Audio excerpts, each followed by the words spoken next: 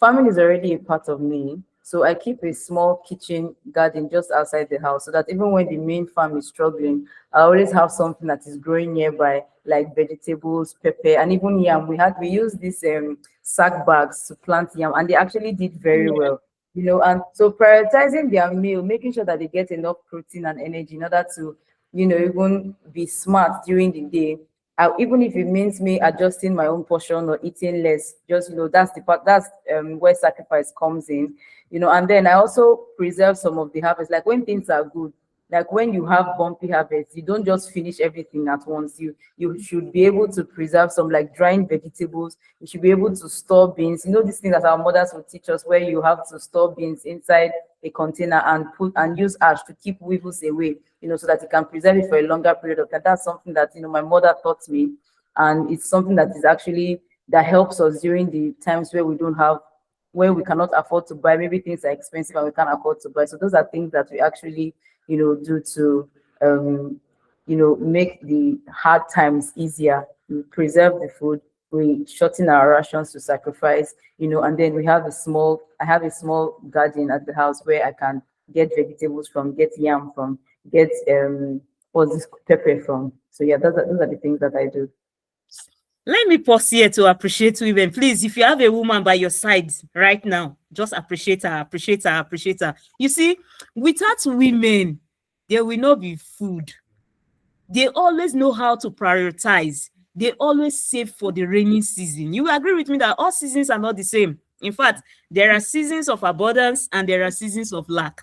But what a woman will do, a woman will always prepare for those days where they feel that, okay, I perceive that by next week there might not be much yield from my farm. So they always know how to save for those days. Just like Motorayo has said, she said she makes sure she keeps a small garden apart from her large farm where she keeps a small farming. Then she has also learned how to make some storage, like storing of beans. She uses ash to store beans, and she knows how to make some plant some seedlings using bags. She doesn't really need large expanse of land. She just needs bags and soil, and she can plant. So when those times of farming comes, she knows how to to switch the game. Thank you so much for that lovely insight, Mutirayo. So, Zulayat, as anyone from the government, since you have been planting from your childhood, following your parents to farm, always seeing people farming and all that, and you decided that you will be involved fully,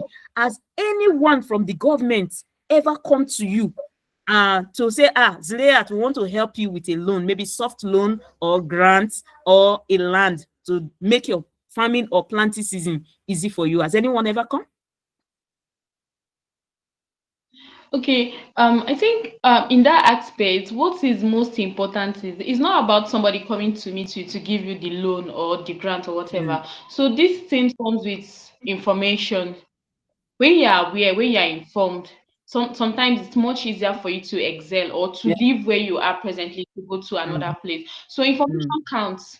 And aside that, we have a lot of government programs, especially supporting agriculture in this present age, like as mm, talking now. We have a lot of program. So our women farmers just need to be informed because most of the time we have women farmers that are inside, like even deep inside the village, that they don't even know what's going on in the city. So they have to be informed. That's where extension organizations will come in. You have to inform all those people, the radio station, like your organizations too, for zero hunger. So you have to play a part in this aspect to sanitize people, advertise information to them, let them know what is going on, let them know what a program that is coming up, because nobody will come to your doorstep to give you a grant or a loan.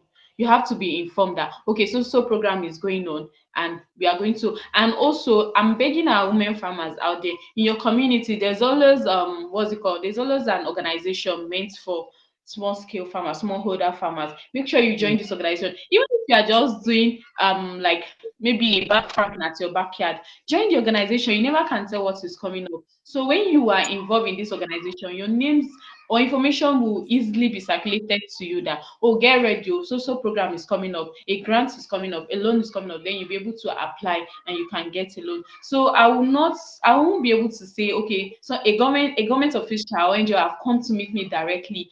Anything I've mm, benefited so far, an information I had that okay, something is going on somewhere. I'm going to join, or so NGO is doing so program. Then you join it. Then when you are involved in these women organizations, you'll be able mm, to be informed that oh, a program is coming up so time.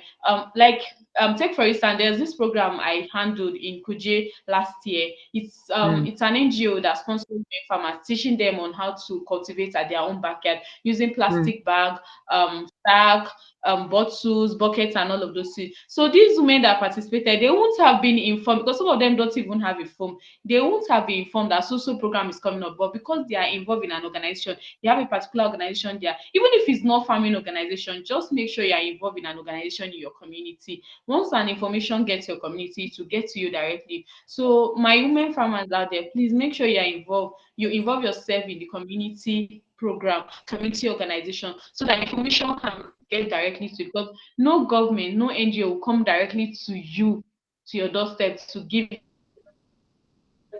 participate in a program before you will be able to have access to a grant or a loan. Thank you. All right. So we have been admonished this morning. You don't need to wait, because if you are waiting for a government officials to come knock at your door and say there is a loan for you, that will not happen. That's what Zulayat is saying. What she's simply saying is that go for knowledge. In fact, when you are scrolling through your social media, look for those grants, look for those government grants that are already placing adverts, calling out for you. Look for them. Look for those NGOs, like our NGO now, No Hunger Initiative. This is what we do. We go out to train farmers, young farmers, those that are interested in growing their own food. That's what we do. Go out and make sure you join the train. Don't just sit in your house waiting, because she says that if she sits and waits, she doesn't think that none of all these things will come to her, but she has to go for them. So you move this morning is a challenge. Thank you so much, Zulayat. Okay, Moturayo, you have something to say about that?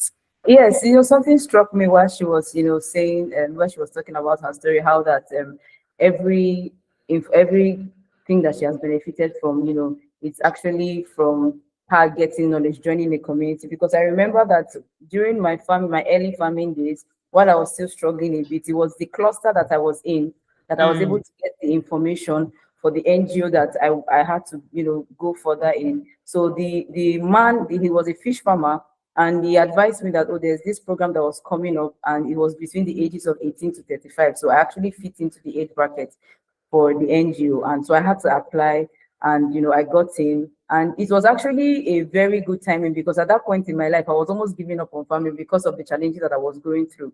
So, but mm, that information I got was because I was in a community where informations were spreading. So that's just something I wanted to buttress on what Zule has said, because if you are a farmer, you cannot do it alone.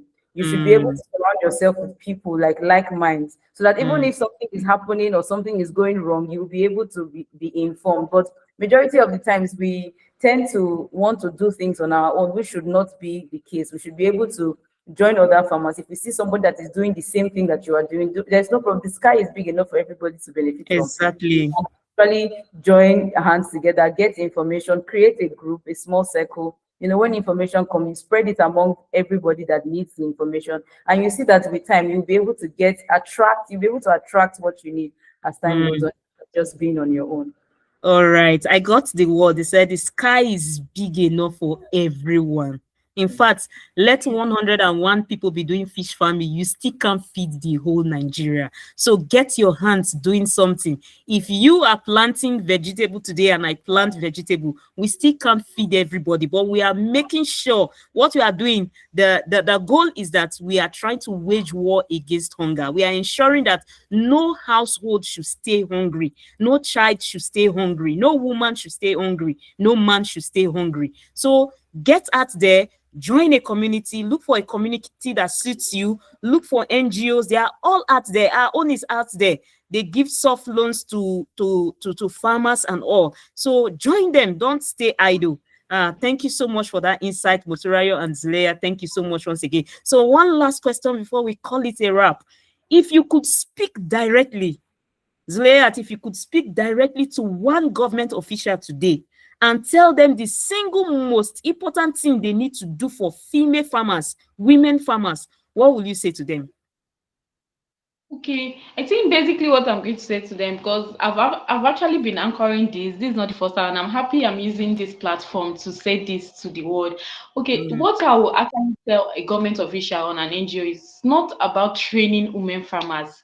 Their mm, success rate will also be studied. Yeah, their success rate should also be studied. Okay, fine. You've actually organized a program that, oh, we are going to train 50 women farmers on vegetable farming, fish farming, snail farming, or poultry farming.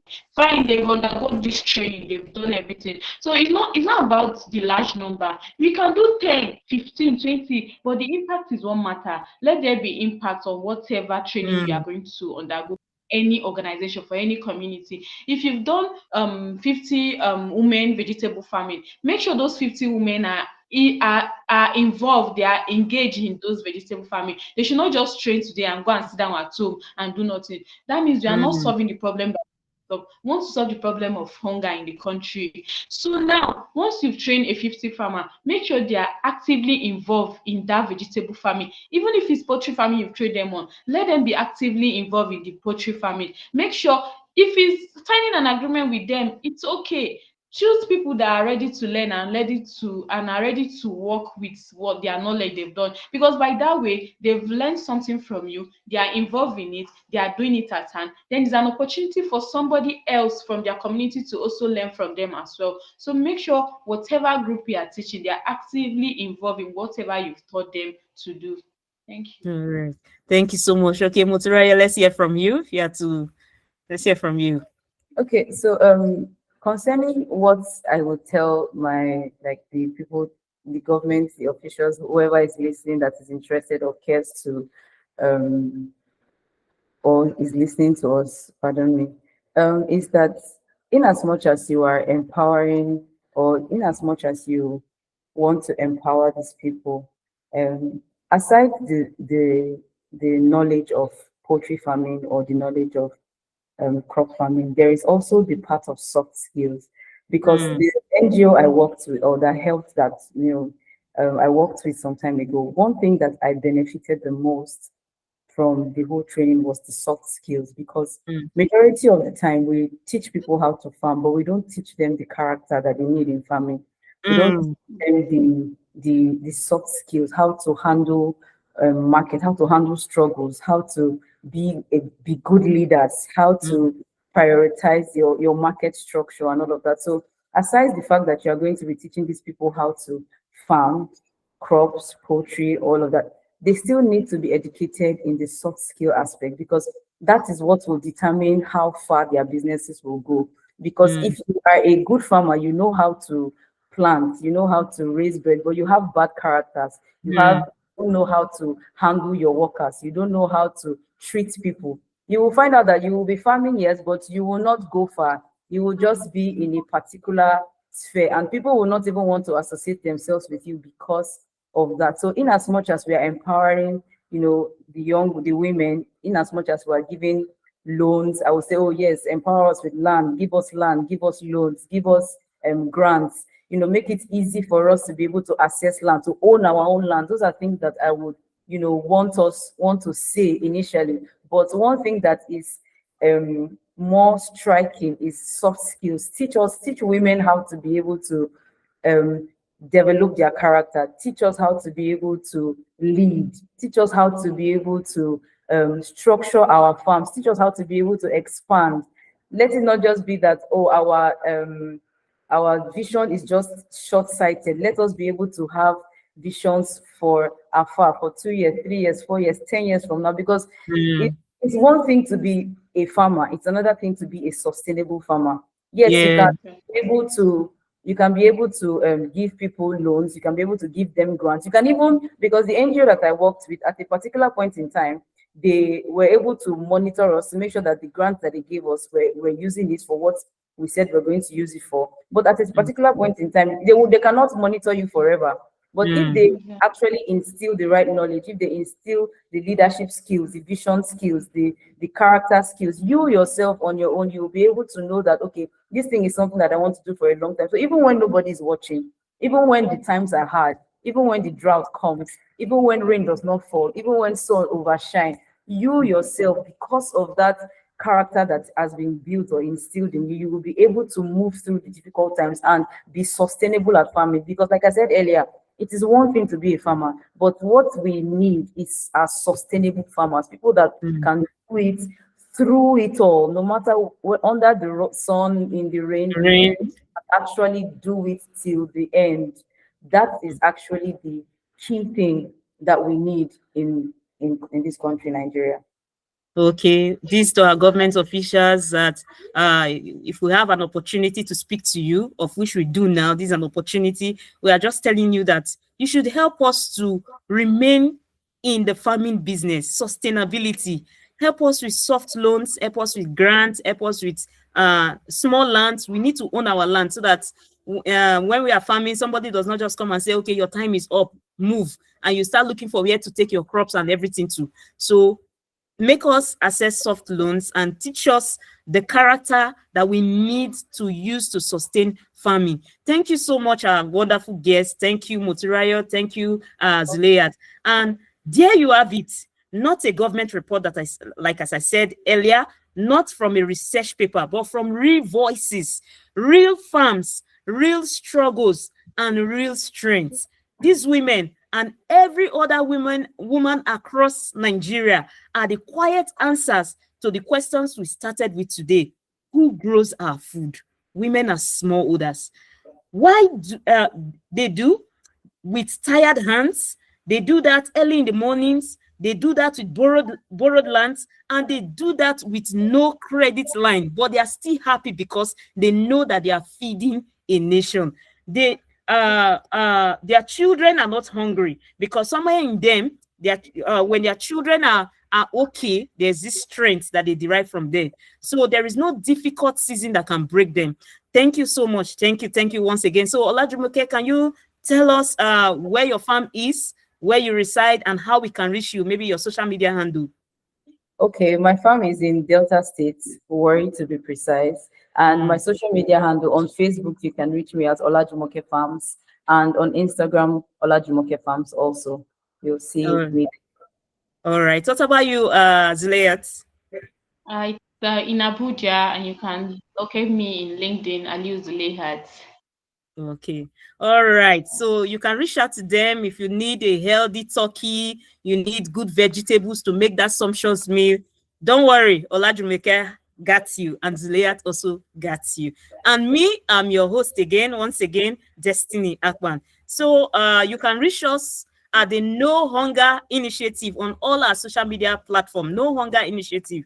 We are on Facebook. We are on Instagram. We are on X, also formerly known as Twitter. We are even on LinkedIn. So you can reach us. You can follow. Make sure you follow us and make sure you subscribe also to our YouTube page.